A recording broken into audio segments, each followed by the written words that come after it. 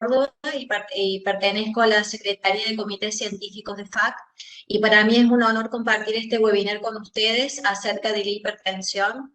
Es un webinar organizado por el Comité de Hipertensión Arterial, liderado por el doctor Diego Martínez. Queremos agradecer muy especialmente al Laboratorio Vagón por la colaboración, porque es posible hacer este webinar gracias a ellos. Y hoy nos convoca el Día Mundial de la Hipertensión. El webinar es titulado "En el Día Mundial de la Hipertensión Arterial dialogamos sobre temas claves". Tenemos 3 disertantes de lujo y 2 panelistas de lujo para al finalizar las presentaciones poder compartir con ustedes alguna discusión. Esto del Día Mundial de la Hipertensión es muy importante, se conmemora hoy. La idea de este día es que todos hablemos sobre la hipertensión para concientizar sobre esta enfermedad, sobre este factor de riesgo tan importante, y también para unir esfuerzos para prevenirla principalmente, y segundo, para mejorar todo lo que sea el diagnóstico y el tratamiento de esta enfermedad tan importante. Me acompaña en la coordinación, como les contaba anteriormente, el doctor Diego Martínez, que es el presidente actual del Comité Científico de Hipertensión de FAC. Así que bueno, muchas gracias, Diego, por la organización. Es muy importante el trabajo que hace tu comité, es muy importante la organización de eventos de este tipo. Así que bueno, te cedo la palabra. Bueno, muchísimas gracias, Mariana. Muy buenas noches a todos. Es un gusto saludarlos. Y bien, como vos decías en la introducción, hoy se conmemora el Día Mundial de la Hipertensión Arterial, y por eso la FAC, junto con nuestro comité, han realizado o organizado diferentes tipos de actividades. Ahora nos toca la actividad más puramente profesional, y para eso contamos con la presencia, y hemos invitado a 3 amigos, distinguidos expertos en el campo de la hipertensión arterial, y la idea es dialogar sobre temas claves y que generan mucho interés en nuestra práctica rutinaria dentro del campo de la hipertensión arterial. Y gracias a la colaboración y el apoyo de Vago, vamos a realizar este webinar, y como primer invitado yo lo voy a presentar al doctor Pedro Grosse. Pedro es médico cardiólogo de la provincia de Tucumán. Él trabaja en el Centro Privado de Cardiología de Tucumán. Es expresidente del Comité de Hipertensión Arterial de nuestra federación y magíster en hipertensión arterial de la Universidad Católica de Córdoba. ¿Cómo andas, Pedro? Espero que estés muy bien. Y para comenzar este webinar voy a empezar dialogando con vos. Y como sabrás, y es de público conocimiento, estamos viviendo una situación muy particular, una situación de pandemia, que la verdad que de una u otra manera a todos nos ha afectado, pero ya que estamos hablando de hipertensión arterial, nos gustaría que nos cuentes cómo, qué consecuencias o cómo ha afectado esta situación de pandemia al control de nuestros pacientes hipertensos. Bueno, hola a todos, ¿cómo están? Realmente un gusto en esta mesa de amigos estar aquí. Y yo, obviamente, una pregunta que a todos nos interesa, es bastante amplia, y yo lo que voy a hacer es enfocarme no tanto en lo que es la combinación del COVID con la hipertensión, sino en los efectos colaterales que tuvo la pandemia en nuestros pacientes. Y como todos sabemos, en todas las enfermedades crónicas, la primera consecuencia que tuvo una vez que se estableció el aislamiento social fue la disminución abrupta de las consultas.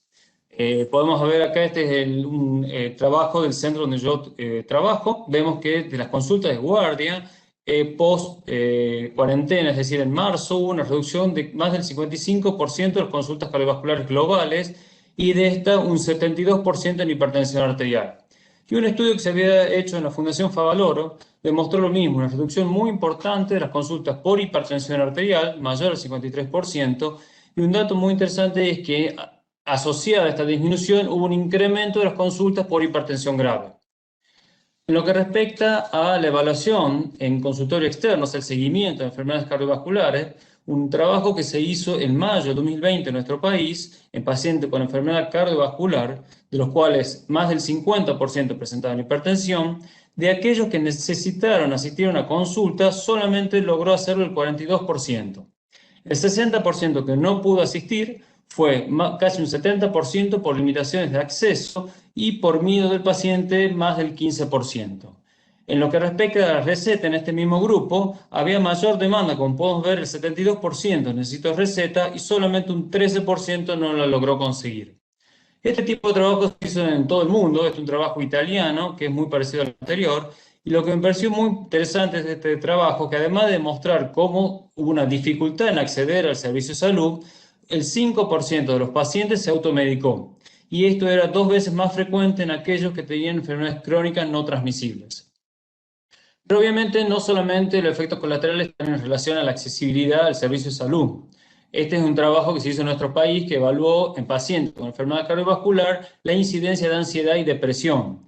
Y podemos ver que en este trabajo se constató que la ansiedad estaba duplicando y la depresión cuadriplicando a los valores que se obtenían en una población general. Por otro lado, se puede ver que, a esto me llamó mucho la atención, que la población más afectada eran los más jóvenes. En los pacientes de 40 años había mayor afección de ansiedad y depresión con respecto a los pacientes de edad mayores, que esto generó mayor consulta en este grupo de pacientes. Dentro de los 3 principales motivos, uno fue la elevación de la presión arterial, y este grupo también tenía asociado mayor consumo de tabaco, que se incrementó durante la cuarentena, como así también sedentarismo. Este es un trabajo español de la Sociedad de Obesidad que lo que buscó ver qué pasó con el peso de los pacientes durante el aislamiento. Y casi un 50% refirió un incremento del peso de 1 a 3 kilos en más del 85%, y principalmente porque hubo una combinación de mayor ingesta con menor práctica de actividad física.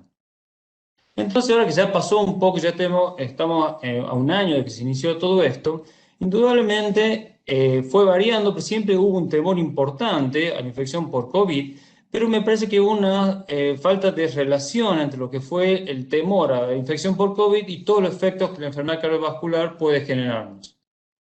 Entonces, ¿cómo podemos decir qué es lo que afectó la pandemia en la hipertensión? Obviamente generó peor control de presión arterial, porque hubo mucha suspensión de tratamientos y automedicación. Se generaron periodos de intervención muy prolongados por dificultad de acceso. Nosotros tuvimos mucha inercia, es decir, necesitamos muchas veces tratamientos sin realmente hacer un ajuste terapéutico adecuado, y por otro lado el paciente dejó de consultar todas las veces que necesitaba. Todo esto, ¿cómo repercute con la hipertensión arterial? Con un aumento de la mortalidad cardiovascular, y siempre y cuando teniendo presente que la hipertensión sigue siendo el principal factor de riesgo de mortalidad global. Bueno, muchísimas gracias, Pedro, y la verdad que al escucharte y ver, digamos, observar tus datos que son sumamente interesantes, me hace recordar a diferentes sociedades médicas cuando a principio del año pasado y comenzaba la pandemia generaron diferentes notificaciones de prensa en la cual el título era que no todo era pandemia, ¿no? Y la verdad que nos hace recordar a todos los otros efectos negativos que trajo esta pandemia que nos toca vivir y que lamentablemente se ha prolongado un poquito más de lo que todos esperábamos a principios o mediados del año pasado. Ahora, la pregunta, Pedro, habiéndote escuchado, es ¿qué podemos hacer para mejorar los resultados en estas situaciones? Bueno, siguiendo lo que vos has dicho justamente, la observación que hicieron la sociedad, obviamente que se empezaron a tomar conductas de cómo poder enfrentar la enfermedad no transmisible durante la pandemia. Este es un trabajo, una publicación de la Organización Panamericana de la Salud de qué pasó en todo lo que es América. Y lo primero que se apuntó es al triage de pacientes, es intentar evaluar realmente a qué paciente priorizábamos la atención o no por su enfermedad no transmisible. Lo segundo que más se utilizó fue la telemedicina, y el tercer punto fue nuevas maneras para intentar lograr que el paciente llegue a tener su medicamento. Y todo esto podemos ver cómo, esto es un trabajo publicado en Estados Unidos, en el cual se generó el marco legal y también el marco económico, porque hay que decirlo así, o sea, en realidad la telemedicina no estaba nomenclada como práctica y en nuestro país seguimos sufriendo eso, y podemos ver cómo a medida que fue avanzando el aislamiento, fue reduciéndose las visitas presenciales, que están en puntos azules, e incrementándose las visitas por telemedicina hasta establecer un nuevo equilibrio entre la relación de visitas presenciales y las visitas por telemedicina. En lo que respecta a la hipertensión arterial, tiene una gran posibilidad de desarrollo en el sentido del seguimiento por telemedicina, como fueron las recomendaciones de las guías que presentó la Sociedad Europea el año pasado para cómo manejar el COVID. ¿Y por qué digo esto? Porque nosotros en hipertensión arterial podemos asociar el monitoreo domiciliario de presión arterial con la telemedicina y de esta manera llegar a hacer lo que es el telemonitoreo. ¿Qué es lo que nos permite el telemonitoreo? Que el paciente pueda transmitirnos los datos de su presión arterial y nosotros generar un feedback y de esta manera darle una respuesta a las alteraciones que puede tener su presión y disminuir de esta manera el periodo de intervisitas. Lo que es muy importante es que MDPA no es lo mismo que automonitoreo. Automonitoreo nos referimos a las tomas aisladas al azar de la presión arterial. El MDPA es un estudio protocolizado con un equipo validado, que puede ser un protocolo largo, un protocolo corto, pero básicamente que tiene 4 mediciones en el día, 2 a la mañana y 2 vespertinas. De esas sacamos un promedio y podemos decir cómo está la presión arterial, sabiendo que el MDPA tiene un valor pronóstico bastante similar al mapa de 24 horas. El paciente, una vez, ¿cómo nos va a transmitir esta información? Puede hacer de una forma muy simple, que fue lo que propusimos el año pasado desde el comité, que es un registro porque el paciente directamente imprima y en un papel registre todos los datos y después manda al médico en forma de foto, o aquello que tiene mayor accesibilidad y manejo de tecnología, hay un montón de aplicaciones como el ISCAR para lograr transmitir esta información. ¿Qué valor tiene el telemonitoreo? O sea, el telemonitoreo, como dije, ya tiene un apoyo fuerte en cuanto a evidencia. Demuestra que puede generar un mejor control de presión arterial con respecto a cuando hacemos control únicamente con la presión de consultorio, y cuando el telemonitoreo le asociamos el feedback es cuando mejor efecto genera en nuestro paciente, sumando además que puede mejorar la adherencia del paciente entre 6 a 12 meses. Pero bueno, obviamente que como toda herramienta tiene limitaciones. No podemos pretender que vamos a reemplazar la consulta tradicional por telemonitoreo, sino que este es un complemento. Por otro lado, tiene un freno muy importante que es por desconocimiento, tanto por parte del médico como del paciente. Hace falta obviamente mayor evidencia para sustentar lo que va a pasar esto a largo plazo y obviamente necesita recursos tecnológicos que no todo el mundo tiene acceso. Y el último punto es lo que dije, que no existe un marco remunerativo para realizarlo en nuestro país. En paralelo a esto, por supuesto, yo creo que es fundamental que adaptemos lo que es la atención en nuestros servicios de salud para que el paciente vaya seguro y nosotros también trabajemos seguro. Y también, obviamente, hay que facilitar las formas de acceso a la medicación, ya sea dispensando medicación en periodo más prolongado, envío a domicilio, todas las adaptaciones que cada centro puede evaluar de acuerdo a las condiciones del mismo. Bueno, esos, digamos, son los puntos principales. Bueno, muchas gracias, Pedro. Siguiendo con el programa, me toca presentar al doctor Marcos Baroni, que el doctor Marcos Baroni es cardiólogo, especialista en hipertensión arterial, trabaja en el Instituto Modelo de Cardiología de Córdoba, es staff del Departamento de Prevención e Hipertensión en esa institución y es secretario actual del Comité de Hipertensión de FAC. Marcos, yo lo que te quería preguntar es acerca de la adherencia del tratamiento antihipertensivo.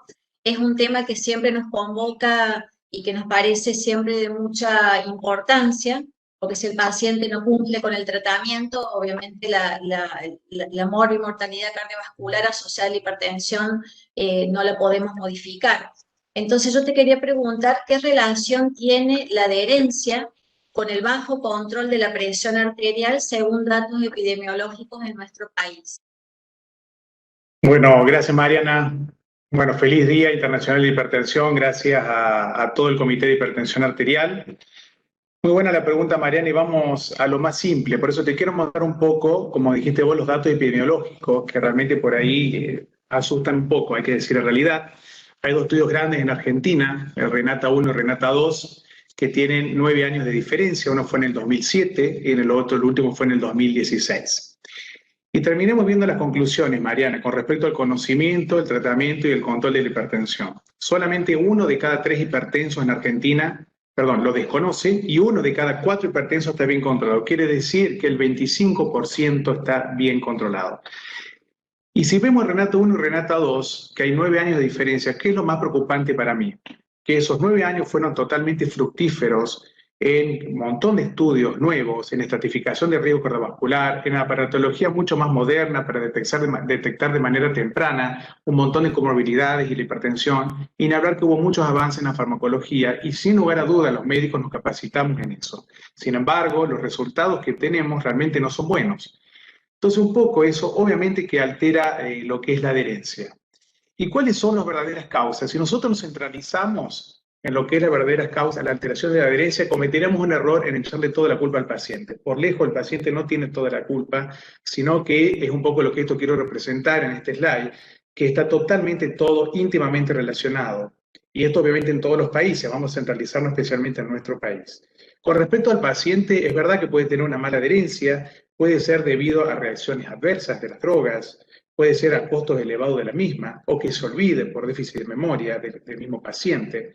Fíjese que también tiene que ver mucho las sociedades científicas de salud, donde puede haber fallas en la política de salud. Muchos de nosotros con seguridad estamos escasos de tiempo en la consulta porque, por cuestiones económicas o porque lo exigen en el lugar donde estemos trabajando. Hay dificultades, y eso también se sabe en lo que es la prescripción. Hay muchos lugares que no podemos prescribir cualquier tipo de drogas, y sin lugar a dudas hay falta en las campañas masivas de lo que es el conocimiento y el control adecuado de la hipertensión arterial. Pero hablemos un poco entre nosotros ahora, que yo creo que la falla en este sentido, ya que estamos hablando entre médicos, estamos acá, y nosotros podemos empezar a mejorar un poco esto. Los médicos también tenemos que echarnos la culpa, integramos parte de la falta de adherencia, sin lugar a dudas, del paciente. Porque por ahí también los médicos medicamos mal, damos dosis bajas, damos drogas insuficientes, damos combinaciones irracionales, y lamentablemente que está todo relacionado, también actuamos un poco por cansancio o por lo que es sistema de salud, en lo que es la inercia médica. Por tanto, con respecto al problema de la adherencia, como le decía Mariana, no es únicamente algo de nuestro país, sino que firmamos en este lindo trabajo que se llama De la prescripción al mundo real, donde compara diferentes países de altos ingresos, de ingresos medianos, de ingresos bajos y medios bajos, en donde absolutamente en todos los países hay una alteración en la adherencia, en todos. Se puede ver un poquitito mayor adherencia en los países más ricos, seguramente a lo mejor por cuestiones mejorar en el sistema de salud, especialmente por una cuestión económica, pero en general se ven todo cuando comparamos la sumatoria de todos los países, y no estoy hablando únicamente de hipertensión arterial. Recordemos que el paciente hipertenso, Mariana, no es hipertenso solo, ojalá que fuera hipertenso solo. Eso lo tenemos que dar cuenta, que al no ser solo está asociado muchísimas veces a muchas otras comorbilidades u otros daños que la misma hipertensión produjo, que lo representa realmente en una verdadera hipertensión crónica. Por eso la adherencia, recordemos que no es solo un problema del paciente.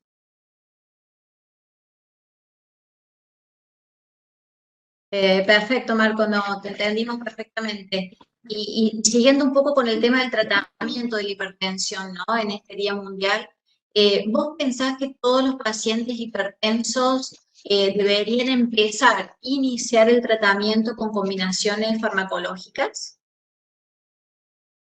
Muy bien, continuemos. Viste que recién te dije que el paciente hipertenso no es solamente hipertenso. Con nosotros, y esto nos ayuda el Consenso Argentino de Hipertensión, a la hora de elegir una terapéutica tenemos que estratificar el riesgo cardiovascular. Y realmente fíjense lo que está ahí en rosado fuerte. La mayoría parte de nuestros hipertensos, independientemente de las cifras tensionales, ya son pacientes moderado, alto o de muy alto riesgo cardiovascular.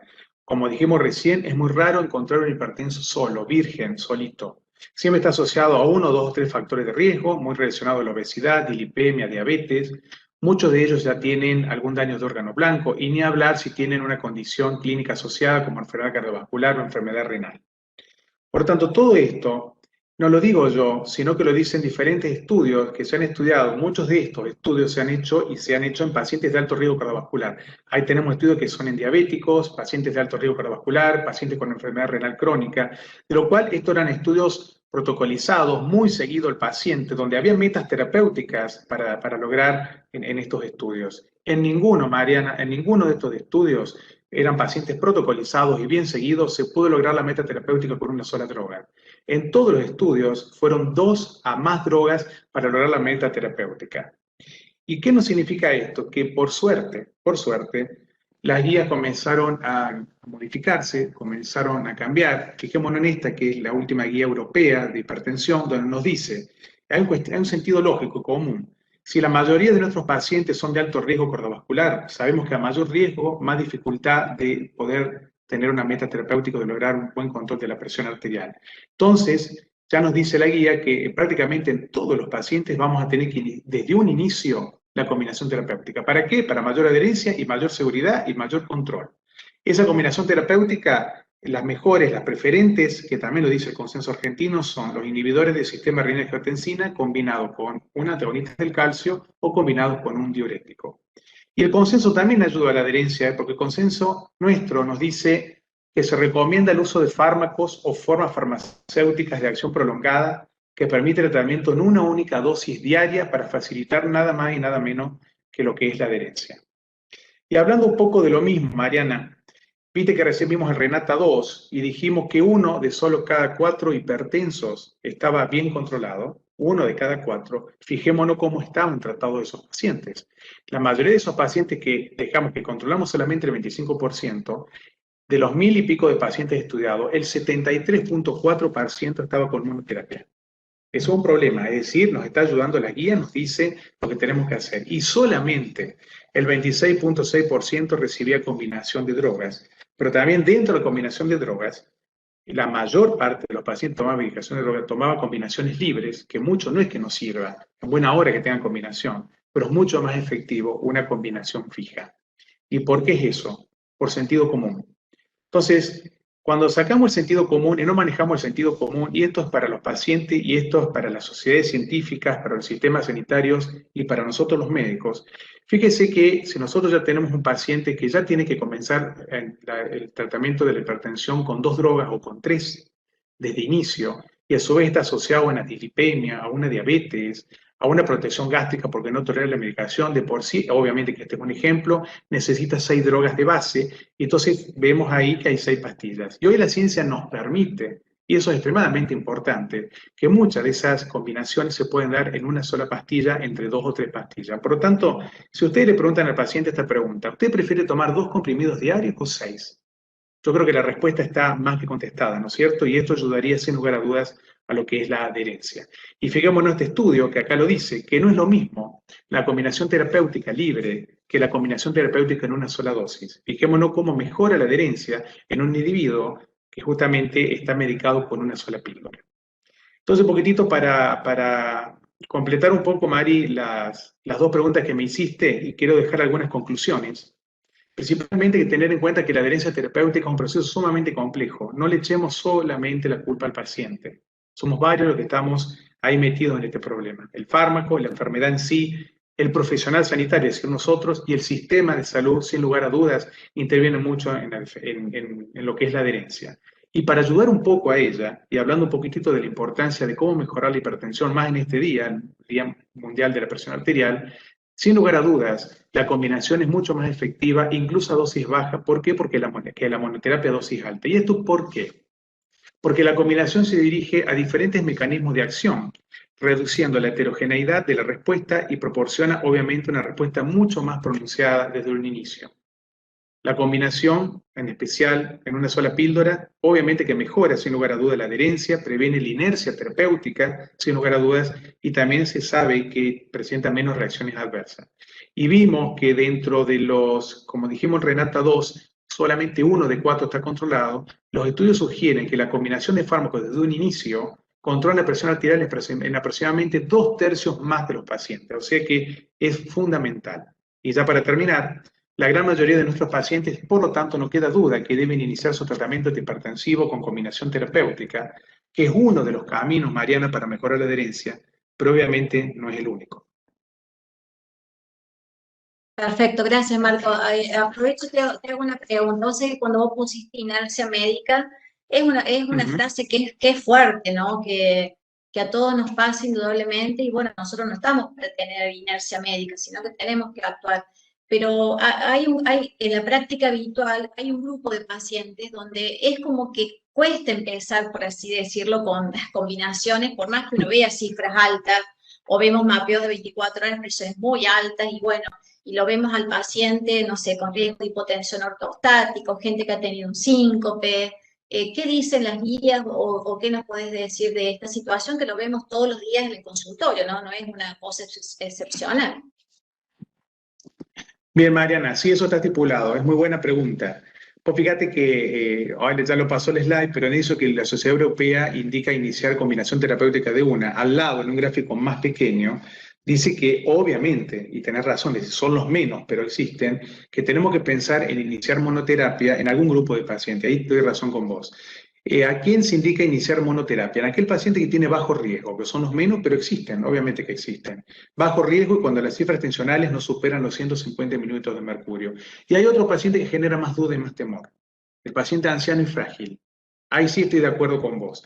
Paciente frágil que en donde la familia se asusta mucho por la presión que tienen, porque quieren tener pobre a todos los nonos con 2 y 8, y yo le aclaro que eso es imposible. Ahí sí es donde se asustan mucho. Entonces, como tienen gran variabilidad tensional y como tienen todos los parámetros reguladores de su presión arterial con la misma edad que ellos, que justamente están fallando por ese motivo, no sería conveniente iniciar combinación de drogas, sino ahí sí puede ser con monoterapia para evitar caídas, y como dijiste, voy a evitar síncopes, ni hablar que los puedan fracturar este grupo frágil, y es preferible a ese grupo iniciar con monoterapia, ir viendo qué respuesta la presión tiene e ir aumentando en el futuro en caso de necesidad. Estoy de acuerdo.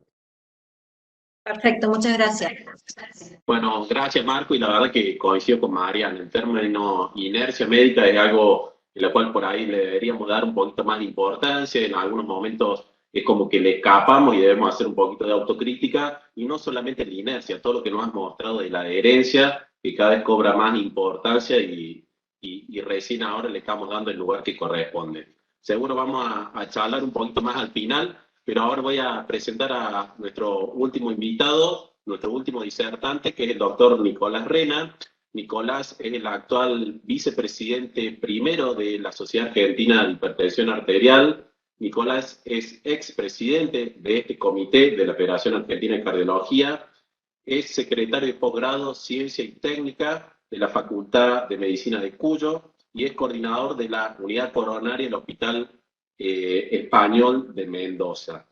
La verdad que, Nicolás, bueno, hemos hecho un repaso con Pedro de cómo ha afectado la pandemia a nuestros pacientes hipertensos y qué soluciones podemos, digamos, implementar. Marcos nos ha hecho un resumen, un excelente resumen de los problemas que tenemos en la adherencia y cómo podemos mejorar esto a través del tratamiento farmacológico en el uso de combinaciones. Y la pregunta que te voy a hacer, la verdad que es sumamente interesante y amplia. Podríamos estar charlando toda la noche y la idea es que luego al final, digamos, escuchemos la opinión y todos tengamos el lugar para opinar. Pero me gustaría saber, y recurriendo a tu experiencia, que a tu criterio, ¿cuáles son los desafíos pendientes que tenemos para resolver durante el 2021 en el campo de la hipertensión arterial? Bueno, Diego, primero muchas gracias por la invitación por parte del comité. También estoy muy agradecido de la Federación por haberme convocado hoy día, en día tan especial, como dijo Marcos y Pedro anteriormente. Y la verdad que cuando planteamos la charla, también me planteé cómo hacemos para hablar en un ratito de todos los desafíos que tenemos. Entonces la idea fue marcar 4 o 5 puntos con un pantallazo general, con la idea de que después los podamos discutir puntualmente cada uno, pero convengamos que no los vamos a poder resolver en el 2021 seguramente. En primera instancia, solo quería resaltar un poco la importancia de la hipertensión en la mujer. Fíjense, las causas atribuibles a muerte cardiovascular por la hipertensión arterial son el 100%. La enfermedad cardiovascular en la mujer es algo muy importante, que tiene pronósticos y fisiopatologías diferentes, y es por eso que es importante indagar en nuestro área, en nuestro campo, en hipertensión arterial, cómo vamos a manejar cada una de las edades y cada una de las etapas que tiene la mujer.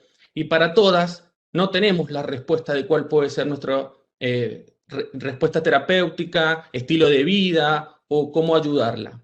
Por eso yo diría que es importante primero en prevención primaria para mujer cardiovascular. En hipertensión se ha demostrado que tanto la edad, el peso como el consumo de alcohol son 3 condicionantes muy importantes que reducen el exceso de eventos por hipertensión arterial. Por lo tanto, el control de los factores de riesgo y del estilo de vida en la mujer, sobre todo en la etapa media de la vida, es muy importante.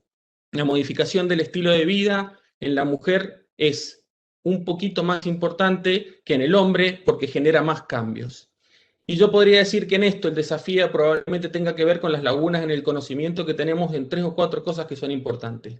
En el embarazo y cómo repercute en el futuro cardiovascular de esa mujer, en la vigilancia posparto y hasta cuándo vamos a considerar que esa paciente es una hipertensión inducida por el embarazo o no, con toda la fisiopatología que esto involucra, en el manejo óptimo de la preeclampsia, incluido el objetivo terapéutico, y el objetivo terapéutico en mujeres mayores con otras comórbidas como la osteoporosis, que también es muy importante. Vamos al segundo paso, la fibrilación auricular y la hipertensión arterial. Algo vimos recién con Pedro, yo estaba mirándole ahí los slides, decía contraindicación el MDPA en los pacientes con fibrilación auricular crónica. Aquí tenemos un estudio que pretende comparar los métodos automáticos de medición de la presión arterial, fundamentalmente el automonitoreo o el aparato que tiene el paciente en su casa, versus el auscultatorio en pacientes que tienen y que no tienen fibrilación auricular. Y ya se han logrado validar muchísimos dispositivos que tienen inclusive la función de detección de fibrilación auricular, y en nuestra población esto no deja de ser muy importante porque tenemos una alta incidencia de fibrilación auricular, como el CHART-VAS-1, que siempre discutimos si lo vamos a anticoagular o no cuando es hipertenso. Fíjense que además van un poco más adelante en este tema. Aquí están hablando del mapa para detectar episodios de fibrilación auricular nocturna. Y fíjense que tiene un valor pronóstico con una sensibilidad, una especificidad y un acierto, una eficacia muy importante de casi el 88%. Probablemente tengamos que seguir estudiando esto más adelante, pero no deja de ser un gran desafío ver qué variabilidad tiene la presión arterial diastólica, que es donde menos evidencia hay, si tiene una relevancia clínica, esto que yo les acabo de mostrar, de poder utilizar también el mapa para esta detección, y por supuesto, en este caso, vamos a necesitar estudios y validación muy importantes, que creo que hay 3 o 4 ensayos que ya están funcionando respecto a esto. Otro tema importante que tuvo mucho crecimiento y obviamente se bajó un poco durante la pandemia fue, dentro de las hipertensiones secundarias, el descubrimiento de que la fibrodisplasia, o más que el descubrimiento, el consenso y la aparición de que no es una enfermedad focal. Los que somos especialistas en hipertensión arterial por ahí identificamos la fibrodisplasia renal como una enfermedad focal y no lo es. Ahora les voy a mostrar que está asociada a aneurismas y que está asociada a disecciones en forma muy frecuente, y que la enfermedad multivaso no es tan importante como la enfermedad renal, pero sí representa el 50% de los pacientes. Es probablemente que a partir de estos estudios grandes, clínicos, con muchos pacientes en una enfermedad que tiene una baja prevalencia, sean importantes para indagar y identificar este tipo de patología que se da más frecuentemente en edades medias de la vida, 40-50 años, con múltiples territorios afectados y con algo importante que demostró el estudio, que fue la aparición de la disección espontánea de la arteria coronaria, que mostró que tiene una incidencia importante de infarto, en parte silente y en otra con un tratamiento que cuando llegan probablemente lo consideremos como aterosclerótico. Otra cosa importante es el hiperaldosteronismo primario. Busqué un par de artículos, pero me pareció que esta reflexión de la editorial del mes de Saja, hecha por el doctor Marcos Marín, tenía 3 cosas importantes. La primera cosa es que no es una enfermedad rara, dejémosla de considerar como una enfermedad rara, porque tiene una incidencia que va del 2 al 30% y enfermedad rara es menos del 5%. Por lo tanto, eso también nos va a nosotros permitir ir a la parte de abajo del desafío. La segunda es que produce un daño vascular mucho más importante que la hipertensión arterial, y la tercera es que por distintas causas, como por ejemplo el acceso a tener algunas determinaciones como la aldosterona, la actividad de la renina plasmática, está subdiagnosticada. Creo que aquí el desafío está en poder, en primera instancia, poder hacer una, no por decir una guía, pero sí probablemente una directriz que nos permita en los países de medianos ingresos a bajos ingresos poder mejorar el diagnóstico de esta patología que genera más daño de órgano blanco y que es claramente una enfermedad que podemos tratar y controlar de otra manera. Otro punto importante, y acá no quiero solaparme con el resto de los chicos que hablaron recién, es ver que tanto la incidencia de hipertensión arterial como el control de la presión arterial es una materia pendiente de hace muchos años, y que cuando empezamos a indagar en qué prevalencia de hipertensión arterial tenemos, es donde empezamos con algunas discusiones de si estamos entre el 36 o el 49%. Estamos hablando de una prevalencia muy importante que no tenemos todos los datos para afirmarlo, pero que vemos que en el mundo también tiene el mismo problema que nosotros. Probablemente tengamos que empezar a considerar algunas cosas para mejorar el control y darle una buena vuelta de tuerca a este problema. ¿Por qué nos ponemos a discutir por los objetivos si probablemente tengamos que decidir en qué es lo mejor para nuestros pacientes? Aquí les muestro, el objetivo terapéutico tiene que ser eficaz, bien tolerado y seguro. Y probablemente un número no lo demuestre esto en todos los pacientes. Es por eso que vemos que tal vez, tal cual lo habla la Sociedad Europea de Hipertensión Arterial, tengamos que tener un costo-beneficio a la hora de generar el tratamiento y no ser tan tajantes con el 14-9 como habitualmente nosotros mismos somos. Y es ahí donde aparece el concepto de miremos qué patología tiene el paciente para saber hasta dónde tenemos que bajar probablemente. Fíjense aquí en el estudio OnTarget y en el Transcend, vemos que no todos los pacientes tuvieron eventos con el mismo valor de presión arterial y que hay algunos que cuando bajamos demasiado la presión arterial también es nocivo. Entonces aquí es donde se generó en la guía, en la última guía europea, dejándolo como un canal abierto, que en algún momento nosotros pensamos que era como no darle la mano a torcer a la guía americana que había bajado los objetivos, introducir el término de rango. Creo que el término de rango en Argentina va a ser algo muy importante. Pensemos que rango objetivo óptimo va a ser aquel que más beneficia a nuestros pacientes y que probablemente lo tengamos que ajustar, no solo a factores de riesgo, sino también a fragilidad y también a otros factores que nos van a permitir a nosotros, como enfermedad cardiovascular, saber que ese paciente está adecuadamente tratado.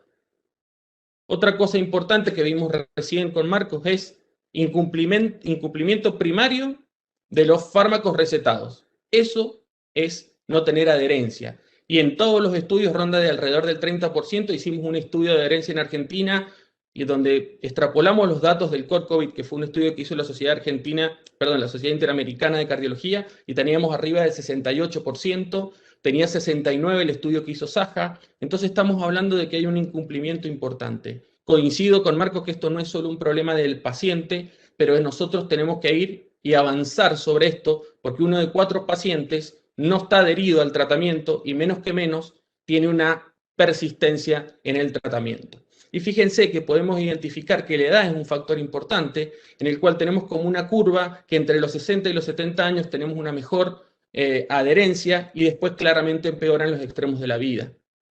Entonces probablemente también tengamos que tomarnos 2 minutos en el consultorio para motivar a nuestros pacientes. Y no va a ser igual motivar a una persona activa en su actividad laboral, con un futuro muy importante hacia adelante, donde tenemos que hacer una motivación positiva, como en un paciente que tiene unas limitaciones y una edad avanzada más importante, en el cual tenemos que ir a decirle, por favor no se enferme más, necesitamos esto para que usted no tenga más comorbilidades. Y probablemente de eso nos ocupemos con un poquito en la inercia clínica. La inercia clínica no es solo no dar o no cambiar los objetivos, sino es darle estimular al paciente a que mejore claramente su adherencia, no solo al tratamiento farmacológico, sino al resto de las medidas. Fíjense en este estudio, que desde hace ya un tiempo teníamos un 75% de inercia, y esa inercia es más importante en la atención primaria, que es donde más la necesitamos. Tiene evidencias de un montón de cosas, pero en el final, fíjense que dice, el 76% estuvo relacionado con el tipo de atención que recibió el paciente. Y si nosotros intentamos extrapolarlo a lo que dijo Marcos recién, vemos claramente que las combinaciones farmacológicas son una solución, pero si yo no le tomo la presión arterial al paciente, no voy a saber qué valores tiene. Este es un estudio que se hizo desde el grupo de jóvenes en la Sociedad Argentina de Hipertensión Arterial, donde participamos en parte también con el comité, y fíjense que los valores que mostró esto, que solo el 14% de los médicos en todas las especialidades tomaba la presión arterial. Estamos hablando de casi 3.000 consultas en las cuales solo el 14% le tomaron la presión arterial en esa consulta.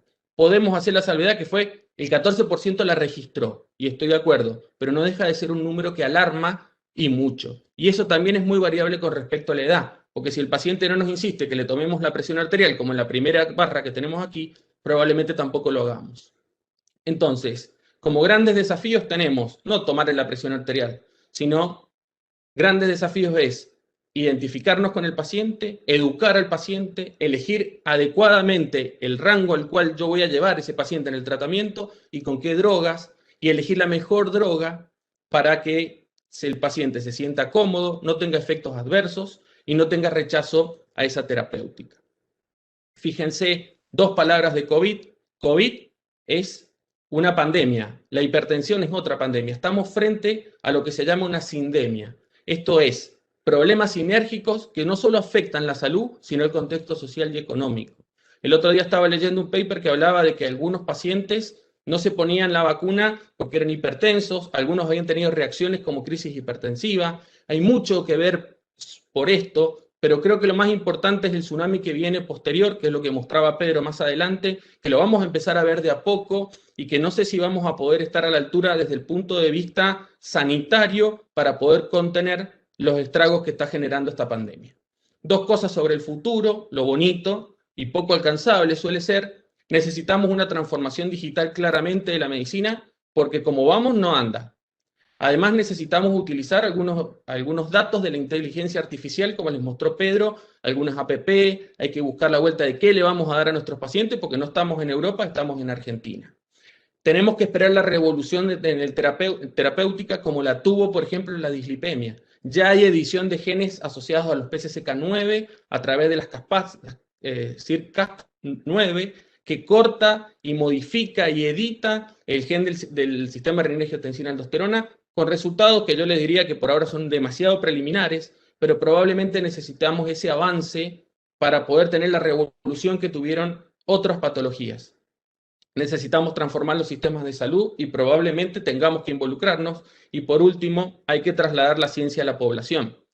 Acá está más o menos sintetizado lo que sería lo hipotético de lo que yo les estoy hablando. Probablemente ustedes digan que es futurista, yo creo que sí, pero en un año logramos cosas como las que les contó Pedro, darle el tensiómetro al paciente y que nos avise por WhatsApp cómo está. Eso antes no lo hacíamos. Creo que vamos por ese camino y las pautas, como por ejemplo la Sociedad Internacional de Hipertensión Arterial, está identificada en mejorar el nivel de atención a través del uso de la telemedicina.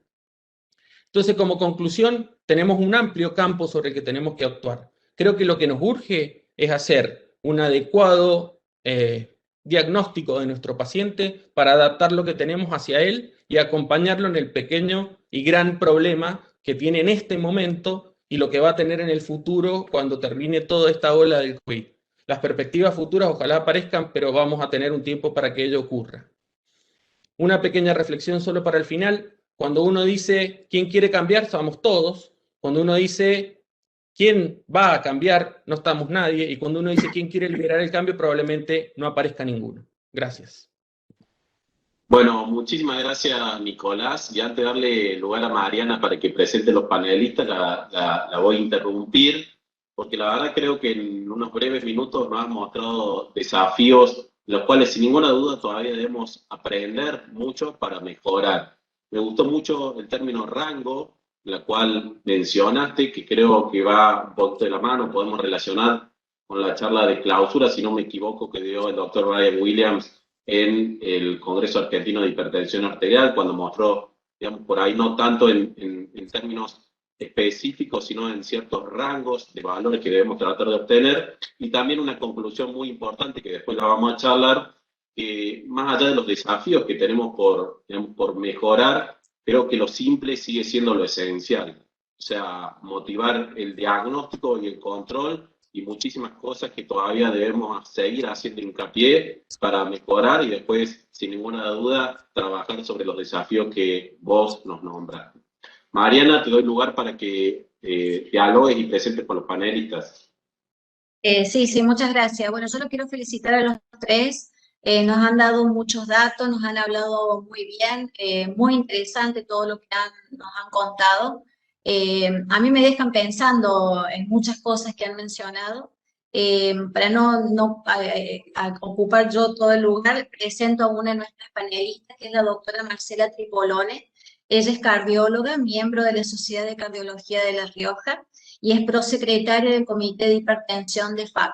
Así que bueno, bienvenida Marce y te invito a que te sumes y que comencemos el debate. ¿Cómo les va? Buenas tardes. Quería hacerle felicitar primeramente a todos los panelistas, a todos los disertantes, realmente han sido exposiciones muy buenas. Me preocupa sobre todo el tema que quería preguntarle al doctor Baroni, el tema de la adherencia, porque viendo que según los estudios, el 70% de los pacientes, un poco más, 75%, aproximadamente están medicados con una sola droga, con monodroga.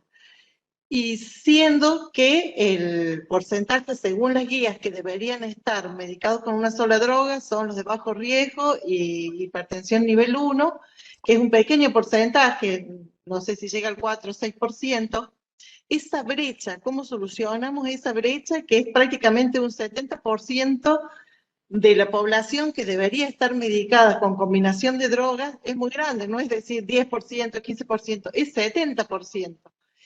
¿Qué medidas, qué herramientas se pueden utilizar como para cortar esa brecha que es tan grande y creo que es lo que nos lleva a, digámosle, al fracaso, por una forma de decir, del control tensional en nuestros pacientes? Muy buena pregunta, Marcela. La respuesta también es muy sencilla y compleja. La respuesta que te puedo dar es educar. La educación, pero especialmente también ahí mostró algo Nicolás Rena, de que lo más donde se fallan estas cosas es en la atención primaria de la salud y a veces en la atención primaria de la salud por diferentes características de las políticas de salud, la cantidad de pacientes que tienen ahí. Y hay que hablar algo serio, el marketing que puede dar diferentes laboratorios, obviamente, hacen que muchos de ellos, de esos médicos, sigan indicando monoterapia sin animarse a indicar de inicio combinaciones. Por eso yo creo que hay que atacar esos lugares. Nosotros, por ahí que somos más especialistas, ya lo sabemos, entonces lo que tenemos que hacer es centralizar en esos lugares con diferentes políticas de salud y educar en los lugares donde no se medica bien al paciente. Ojo, que a veces tampoco lo medicamos bien nosotros, ¿no? Nosotros cuando nos llegan a consultorio que somos especialistas es porque el paciente ya llega grave o llega con muchos daños de órgano blanco o con un muy mal control de la presión arterial y cuando uno empieza a ver, vos pensás que ese paciente hace mínimo 5 años atrás tendría que haber estado con combinación de drogas. Por lo tanto, yo creo que faltan campañas, por eso viste cuando hablamos recién de lo que es adherencia, todo eso es un problema, yo creo que el último, el que tiene el menos problema, pobrecito, es el paciente. Somos nosotros los que tenemos que poner de acuerdo.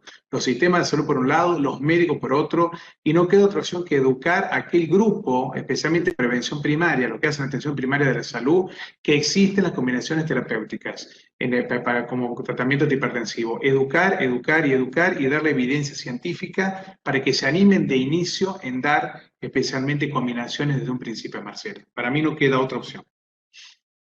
Y con respecto al tema de las combinaciones, también el tema de que sean dosis fijas, porque habitualmente en la parte de atención primaria y sobre todo en la parte de atención pública no está el suministro de la combinación de drogas. Y también sabemos que hay peor adherencia mientras más número de pastillas toman. Entonces es muy complejo el tema, porque por ahí uno puede tener el conocimiento, pero es muy difícil ante las realidades que se presentan poder llevarlo a la práctica para ejercer el control. Entonces el paciente, por un lado, le vamos a indicar 4 o drogas o 3 o las drogas que sean para llevar un buen control de presión, y el paciente o no puede exceder o no cumple, porque mientras más droga le vamos poniendo, también está demostrado que la adherencia va disminuyendo. Buscar una herramienta también en conjunto entre lo que es la salud general, la salud pública, la salud privada, y yo creo que sería una buena estrategia. Ya vi que en algunas obras sociales, por ejemplo, PAMI, están aceptando algunas combinaciones farmacológicas a dosis fijas, y algunas obras sociales provinciales también, pero no es en la gran mayoría, ni tampoco en el suministro público la combinación de drogas. Entonces, eso nos lleva, yo creo que también a no poder disminuir esa brecha, por más que tengamos el conocimiento, no nos permite llevarlo a la práctica. Más que muchos pacientes con volviendo ahora también orientando un poquito el tema a la pregunta al primer disertante, el tema de la pandemia ha llevado a una situación socioeconómica también distinta. Muchos pacientes que teníamos controlados, que tenían obra social, en este momento tampoco la tienen.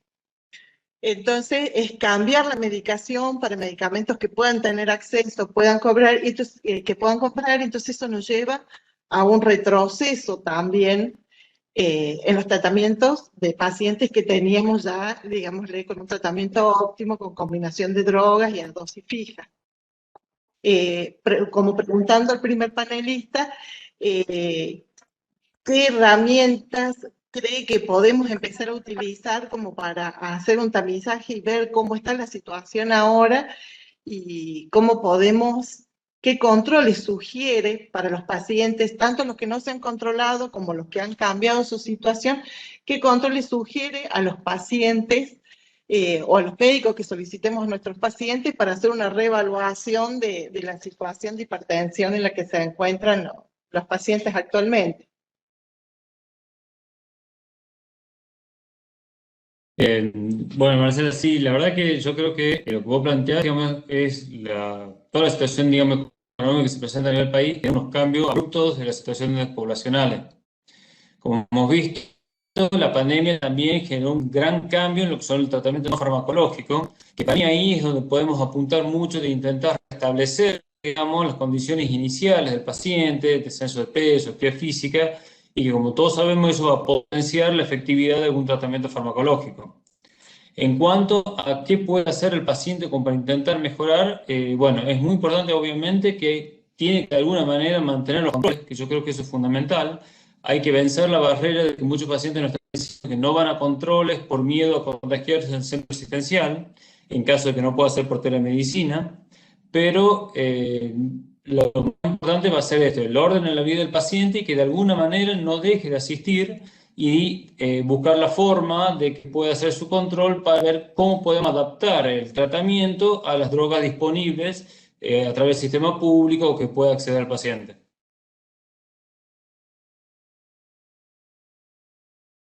Bueno, ahora le voy a dar lugar a Manuel Álvarez, que también está participando e invitado como panelista. Manuel Álvarez es médico cardiólogo de acá de Córdoba, es miembro de la Sociedad de Cardiología de nuestra ciudad y actual vocal del Comité de la Federación Argentina de Cardiología. Manuel. Bueno, buenas noches. Primero agradecerle a la Federación, al Comité por permitirme participar. En segundo lugar, realmente felicitar a los tres disertantes, primero porque han logrado en muy pocos minutos plantear realmente de forma sintética, puntual y bien entendible y bien claro temas sumamente complejos. Realmente admirable que lo hayan podido lograr en tan pocos minutos. Inclusive, como decía la doctora Cruz recién, que nos deja pedaleando un poquito en la cabeza varias ideas. Para ir al grano, digamos, en cuanto a las preguntas, la primera que quisiera hacer al doctor Grosse, pero también puede ser extendido al resto de los disertantes. Usted habló, doctor, del telemonitoreo como una herramienta que fue apareciendo y se va imponiendo de a poquito, más en el contexto de pandemias y las cuarentenas y las fases que se imponen de acuerdo a las distintas políticas sanitarias actuales. Doctor, ¿cuándo y cómo usted lo implementa en la práctica real? Este tema del telemonitoreo. Bueno, Manuel, la verdad, bueno, yo me dedico únicamente a la parte asistencial del paciente crónico. Entonces, realmente, cuando se empezó la pandemia, la cuarentena en marzo, uno dijo, ¿cómo seguimos? Y yo empecé fuerte a trabajar en telemonitoreo, forma muy casera, como decía Nicola, a través de WhatsApp, con videollamada, y de a poco logré ir generando el circuito. Mi experiencia realmente fue bastante buena. Al paciente le costó mucho inicialmente adaptarse, pensaba que era absolutamente distinto, que era una consulta tradicional, pero paulatinamente fue incrementándose, fueron aceptando el sistema, y ahí es donde yo después empecé a encontrar las falencias, que es lo que yo digo de la importancia de entender que es un complemento. Obviamente que vamos a tener situaciones en que vamos a ver que hay algo que no está funcionando con distintos pacientes, y obviamente lo que es la evaluación física y todo esto. Por lo cual, para mí el telemonitoreo es muy importante entender qué es esto. Es una ayuda que tenemos para distanciar las visitas, pero obviamente no exceptúa que en algún momento el paciente tiene que volver a control. Lo que también es clave es entender que tiene que tener un buen equipo realmente un buen equipo validado para tomar la presión arterial en la casa, porque si no pierde absoluta objetividad y vamos a estar trabajando en realidad sin datos objetivos. Perfecto, doctor, clarísimo. La otra pregunta que yo quería hacerle en base a la siguiente idea al doctor Baroni. Doctor, uno piensa a veces que la adherencia y como usted bien dijo, no solo focalizado a los distintos contratiempos que tienen nuestros pacientes en el contexto del tratamiento de hipertensión, sino también a los errores o contratiempos que también nosotros tenemos como profesionales. ¿Usted cree que quizás la baja adherencia o la adherencia irregular a las guías, las evidencias que tenemos los distintos profesionales, sobre todo en el ámbito de la atención primaria de salud, como usted bien dijo, puede generar mensajes poco claros o muy complejos a la hora de implementarlo en la práctica real, generando quizás una baja adherencia en nuestros pacientes por falta de entendimiento o simpleza o dificultades en la implementación? Explico más sintéticamente. ¿Usted cree que la baja adherencia o la complejidad que tienen el mensaje de las guías y las evidencias generan disminución en la adherencia del paciente, que le llegan de forma compleja, difícil o personal?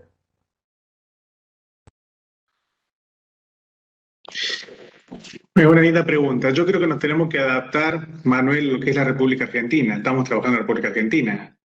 Y a pesar de que la parte de la adherencia, como te quedó demostrado en todos los países del mundo, pero tenemos que adaptar acá. Yo creo que eso es lo que representé, que hay una sinergia conjunta entre lo que es el médico, el sistema de salud implementado y el paciente. El que tiene más problemas siempre es el que nos lleva al paciente. Entonces, yo creo que el problema particularmente creo que viene de nosotros, viene de nuestro sistema de salud y viene de la parte médica, pero está íntimamente relacionado. En la gente de atención primaria, por ahí le exigirán ver a muchísimos pacientes en poco tiempo. Por tanto, hay un pilar ahí que yo creo que es fundamental, que no lo nombré, pero es fundamental, que es la que se llama relación médico-paciente. Si uno no tiene ese tiempo en coordinar, en explicar la gravedad del cuadro, en explicar que es una enfermedad crónica, en explicar que el medicamento no se debe suspender, en muchas veces darle un celular o darle un o para que el paciente vuelva al consultorio, ahí por ahí es donde lo estamos fallando. Obviamente puede haber causas económicas, puede haber causas en el sistema de salud que no nos ayudan en absoluto, y por ahí yo creo que también el marketing, no lo voy a mentir, el marketing de ciertos laboratorios o el marketing por ahí que nos da el sistema de salud, que nos obliga a hacer ciertas cosas, permite que muchos de nosotros tengamos una inercia y no podamos actuar porque estamos cansados, porque no queremos hacerlo, o por ahí también falta, como te dije recién, la parte educativa, que se anime más esa gente, que se anime más de un parte plano, especialmente lo que hace en atención primaria, a iniciar combinaciones desde un principio, que no es fácil. Para el que no lo hizo nunca, a veces se asusta y están acostumbrados a dejar la monoterapia, que ahí yo creo que está el principal. Pero es un sistema, coincido con vos, extremadamente complejo, y en la República Argentina, algo que dijo la doctora Tripoloni, si por ahí le toca combinaciones libres, y bienvenido sea también, independientemente que no es lo ideal. Aclaremos que no es lo ideal, pero si el paciente puede tener combinaciones libres, yo la prefiero a que tenga monoterapia. Perfecto, doctor. Bueno, muchísimas gracias. Manuel, ¿tenés un comentario más? No, la última pregunta que quería dejarle a cualquiera de los tres disertantes es, ¿qué mensaje le damos a nuestros pacientes con todo lo que hemos aprendido en el 2020, ¿no? ¿Qué mensajes, en poquitas palabras, le dejamos a nuestros pacientes? Hipertensión, COVID, es un factor de riesgo para enfermedad COVID grave, severa, hipertensión, vacunación, hipertensión en el manejo actual, telemonitoreo, todo lo que un poquito en una disertación realmente lo explicó más, con más complejidad. ¿Qué mensaje les damos a nuestros pacientes? ¿Qué mensaje les volcamos a nuestros pacientes en la práctica real? Yo digo una sola cosa, nada más. A los pacientes siempre les digo que la hipertensión no se cura, simplemente para que lo sepan. ¿De acuerdo? Que no se cura, que se controla de por vida. Para que sepa, porque cuando nos han fallado que el paciente toma la medicación un mes y vuelve. Bueno, eso es dialogar. Por lo tanto, ese es el mensaje que quiero dar. La hipertensión se controla y se controla muy bien si hacemos las cosas.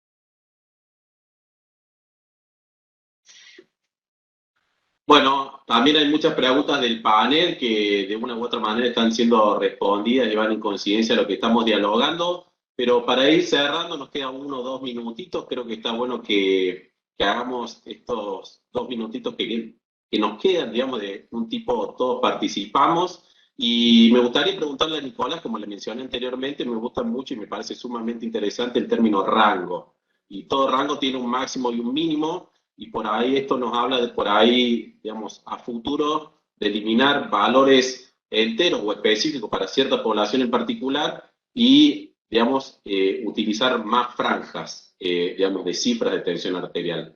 Entonces, Nicolás, me gustaría saber tus comentarios sobre ese rango, si es adaptable a toda la población o, por ejemplo, la población mayor de 80 años de edad, que es siempre una población diferente, manejaría valores también, digamos, por fuera de este rango o también ingresaría. O sea, ¿qué comentarios tenés para agregarnos a este término?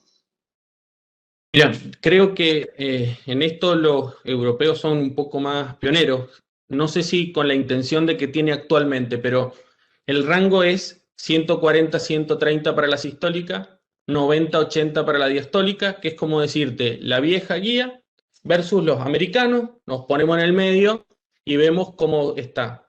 Creo que todas las poblaciones tienen rango porque la idea tiene que ver con ese permitido hacia arriba, ¿cierto? Para nosotros el permitido es hacia arriba, que pueda tener un paciente que tenga unos factores de riesgo como los que nombraban todos acá, caerse, de tener accidente cerebrovascular isquémico, de uso de otras drogas para la próstata. Entonces creo que todo va en rango y el rango en ancianos también es más o menos igual. El rango de ancianos los europeos lo plantean inclusive un poco más alto. En la guía hay algunos que están en contra, dicen, bueno, 150, 130, cual, bueno, cada uno lo verá, pero me parece que no es tanto, pero sí también en función del rango para adaptarlo o individualizarlo al paciente. Bueno, y hago una preguntita del panel del doctor Eduardo Perna, presidente de la Federación Argentina de Cardiología. El que quiera responderla, bueno, felicito a todos por las disertaciones y nos gustaría escuchar qué opinión tienen de la administración nocturna del tratamiento antihipertensivo. ¿Esto ha demostrado más beneficios? La famosa cronoterapia. Pedro, Marcos. Yo, si quieren, digo algo que es una opinión y después vamos. Creo que en algunos grupos esto es bastante fuerte, la cronoterapia nocturna para reducir la presión arterial, pensando un poco en el mayor o el peor pronóstico que tiene cualquiera de los fenotipos nocturnos de la hipertensión arterial. Pero creo que todavía no hay una evidencia fuerte, y esto ya es más personal, ojo, no es para transferir, en el hecho de la cronoterapia. Creo que necesitamos más estudios y en un amplio rango de edad comórbidas para los pacientes, porque para todos no creo, como decimos siempre, para todos no creo que sea igual, pero es una corriente dentro de la hipertensión que paulatinamente va teniendo más fuerza. Si no la hago larga.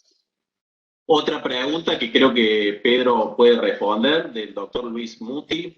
¿Cómo manejar a los pacientes jóvenes sin factores de riesgo? O sea, pacientes de bajo riesgo con hipertensión arterial de guardapolvo blanco o hipertensión arterial sistólica aislada con mapa que no evidencia hipertensión arterial establecida. ¿Tratamiento farmacológico o solo no farmacológico? Bueno, y ese es un grupo, primero estamos en el grupo, como decía Marco, de muy baja adherencia, los pacientes jóvenes, por lo tanto realmente tenemos que ver cómo lograr de que estos pacientes nos sigan. Lo fundamental en todos estos pacientes es realmente descartar que no existe ningún tipo de daño al órgano blanco. Si nosotros no tenemos daño al órgano blanco, podemos plantear hacer un tratamiento higiénico-dietético con un seguimiento para ver cómo este paciente evoluciona. Pero lo que es fundamental es tener presente que tanto hipertensión de guardapolvo blanco como lo que podría ser la hipertensión sistólica juvenil espuria ya tiene un incremento de riesgo desde el punto de vista cardiovascular. Así que son pacientes que tenemos que estar muy encima de ellas siguiéndolo y inmediato, si vemos que no hay respuesta o empieza a haber daño glóbulo blanco, tendríamos que empezar a plantear tratamiento farmacológico. O con hipertensión del glóbulo blanco ya realmente se constata la hipertensión. Bueno, hago una preguntita más del panel que creo que es interesante para responderle a todos los que han participado y creo que tal vez que Nicolás está bien empapado de este tema y nos puede explicar un poquito. Dada la baja prevalencia, perdón, la no baja prevalencia del hiperaldosteronismo primario, ¿no sería costo-beneficio el chequeo de aldosterona y renina en todos los pacientes hipertensos? La leo textualmente. Sí, eso tiene muchas dimensiones. Vamos a la más fácil. La incidencia de hiperaldosteronismo primario es en edades más jóvenes de la vida, no se da más hacia adelante, y por eso cuando nosotros hacemos el chequeo de hipertensión secundaria, lo hacemos en pacientes jóvenes con nuevo diagnóstico, que creo que es el grupo, porque también tenemos que este costo-beneficio, tenemos que hacer uso racional de los recursos, y es donde se ha demostrado que está esta incidencia que yo les mostré. Y por otro lado, recuerden que si los pacientes están con tratamiento farmacológico, no podemos utilizar el índice y por eso nos quita un amplio margen de pacientes porque tenemos que esperar como un mes para poder hacerlo. Y creo que no se justifica porque la prevalencia en ese grupo es baja.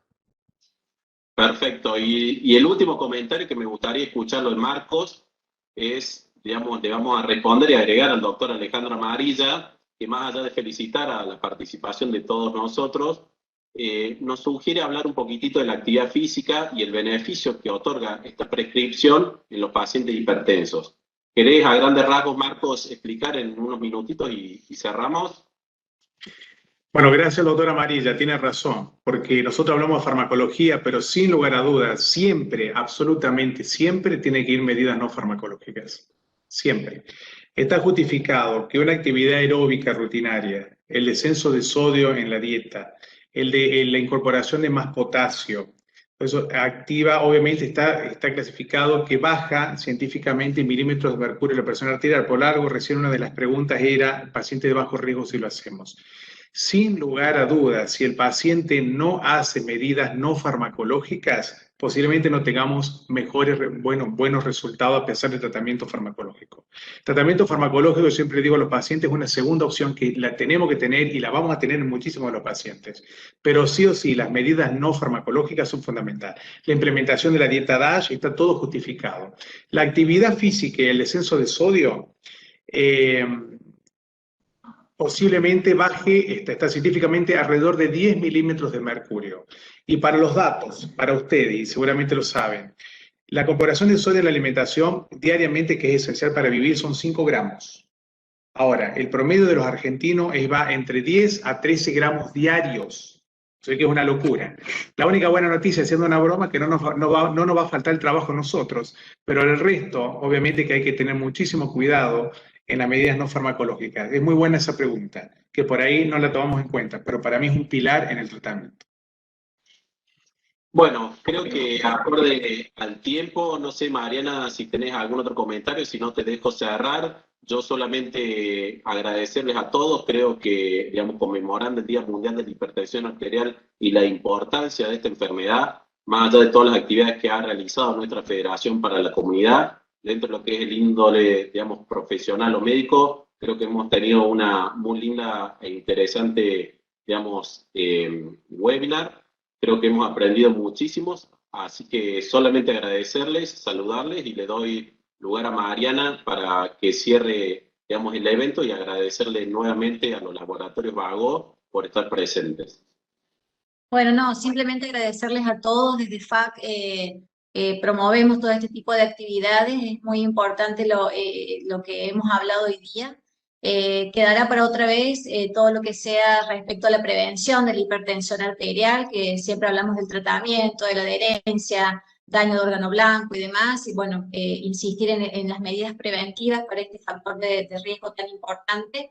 Y bueno, agradecerles la participación a todos. FAC está compuesto, tenemos 26 comités científicos, con muchísima actividad, webinars, clases, cursos, jornadas, weekends, guías, consensos. Así que bueno, los invito personalmente a ingresar a la página de FAC y ver todas las actividades de los comités, también para que podamos sumarse todos los interesados y bueno, y si somos más vamos a poder trabajar más y mejor y seguir adelante y sacar adelante la cardiología, por así decirlo, en nuestro país, que es tan valiosa y que tenemos muchas cosas para mostrar y para seguir aprendiendo, ¿no? Así que bueno, muchas gracias a todos. Bueno, saludos, chau, chau. Gracias. Saludos, chau, chau, hasta luego, chau, chau.